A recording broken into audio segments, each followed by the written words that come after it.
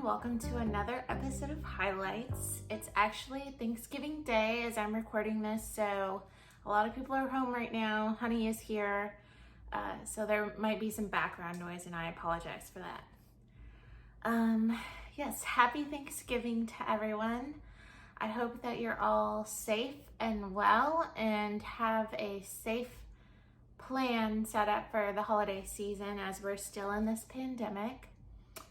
I want to apologize for the gap in videos.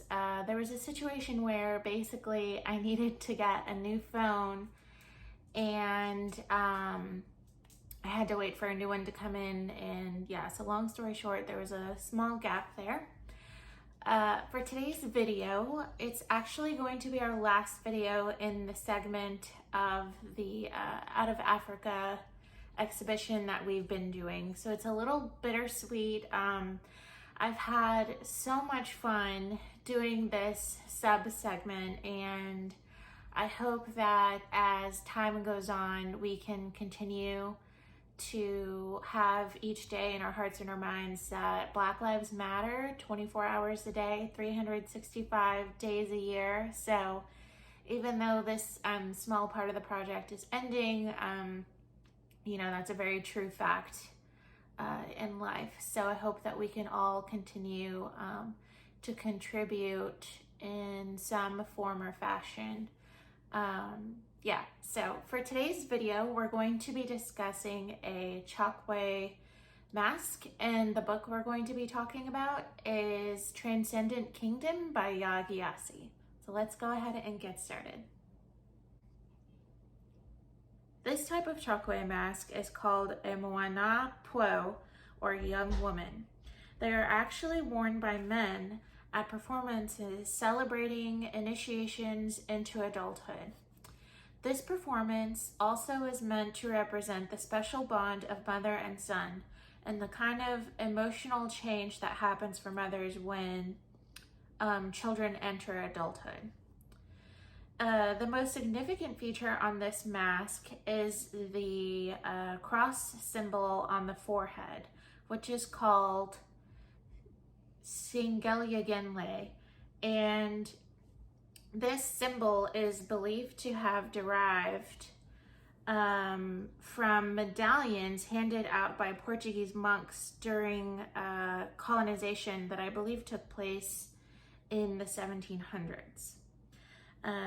These masks often have more facial markings, some of which are a bit worn on this one, but still visible. One of the most common markings is often a tear shape, again, representing the special feelings of bittersweetness for mothers about sons becoming men.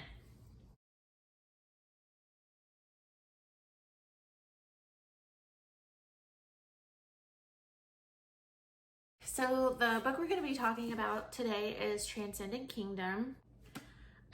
So as we discussed about the cultural art piece, it's about the special bond between mothers and sons. And the main character in this book is actually a woman, and her name is Gifty. And she has a brother and a mom. You know, her dad did live with them at some point, but then he moved back to Ghana because the family immigrated from Ghana to America, specifically Alabama. So essentially in the story, we learn that Gifty's brother, Nana, has passed away in his teens because he became addicted to painkillers after an injury. So the book is about Gifty dealing with the loss of her brother, and her mother, after her brother passes away, her mother begins to suffer from severe depression, and so her life's work has become about kind of studying types of addiction and depression and basically how the brain works. She's like a neuro scientist. So that's kind of like the basic backdrop of the story. This is one that I definitely, want to read again, just because I feel like it's going to be one of those books where every time you read it, you absorb some new information. So yeah, I chose it for this last video because this mask that we talked about, like I said, is about the bond between mothers and sons and kind of children becoming adults. And in the book, that's one of the really big challenges for Gifty's mom is handling this premature loss of her son.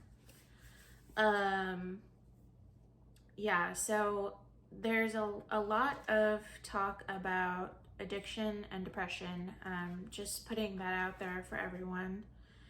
And it was actually pretty insightful because I believe Yagyasi worked with a close friend who was actually doing a similar project in her lab. So a lot of this is actually based on some pretty factual stuff, I believe. So that was pretty interesting. I definitely, besides fiction, love to read a lot of nonfiction. So it's because I love to learn. So that was pretty interesting to read a lot of that. As I stated, Gifty's family is from Ghana, and they immigrate over to Alabama and become part of an a Pentecostal parish.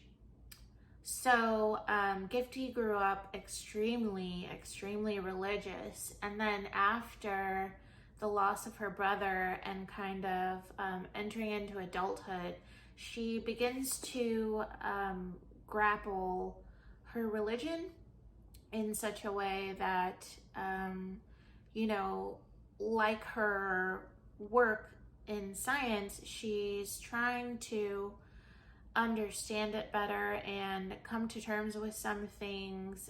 There's a lot of, I feel, closure happening in this book because she, is someone who's been through a lot, and basically the book is about her using her work to give her the closure that she is seeking in finding out, why some people form addictions and others don't, and hopefully succeeding in finding out how to create some procedures to help people like her brother and her mother, in the future.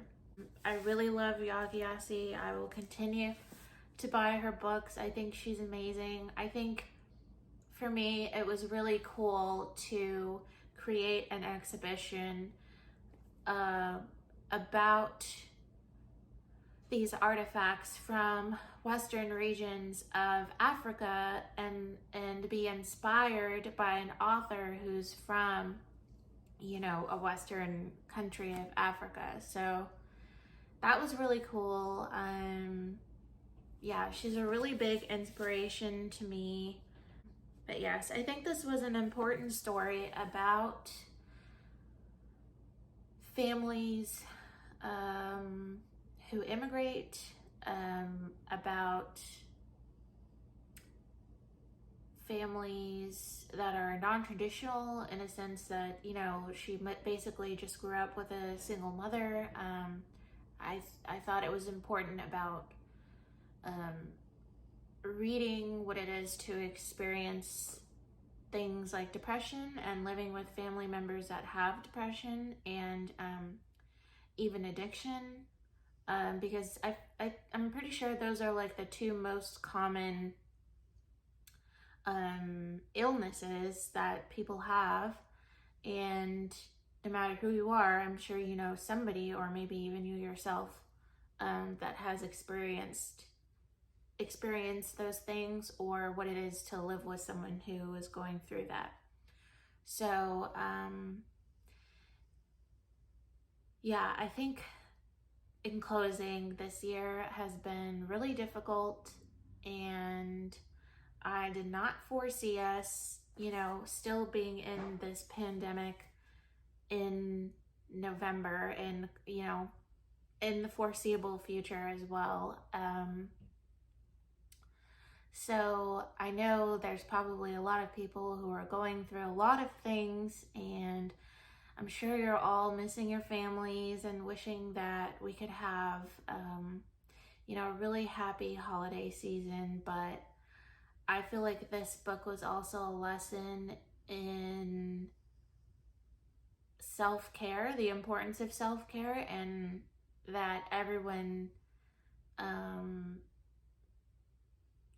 should also be putting the effort in as much as they can to take care of themselves in this unprecedented time. But yeah, it was a really good one, I felt, to close out the segment. And I'm thankful for everyone who watched one of these videos, and I hope that you all get the chance to read some of the books that we've talked about. I know the holiday break is coming up, so it's a really great opportunity for everyone to, get some personal reading done. So I highly suggest that. And we do have more highlights videos coming in the future. We have 3 videos coming up, and then we'll be taking a 2-week Christmas break. So stay tuned for that. We do have some really exciting stuff coming up. Some more interviews and kind of interactive things. But thank you for joining me. I hope you had a happy Thanksgiving, and I hope that you were able to take some time to be able to feel grateful for something or someone, even though we're all in this situation. So yeah, I'll see you guys next week, and I hope you have a lovely weekend. Thank you, and see you next time.